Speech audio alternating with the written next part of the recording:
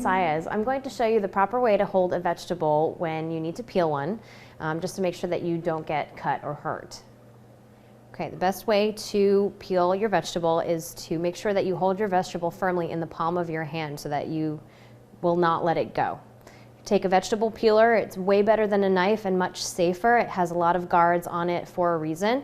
And you'll take the peeler and you will peel away from yourself. So you really just want to slowly peel it straight away from yourself and get perfectly individual pieces come off. Make sure that you tuck your fingers underneath the vegetable so that you don't capture any parts of your finger. You need to keep those intact, they're important. And also, if you peel it towards yourself, there are risks of you catching any part of your hand, so definitely be careful.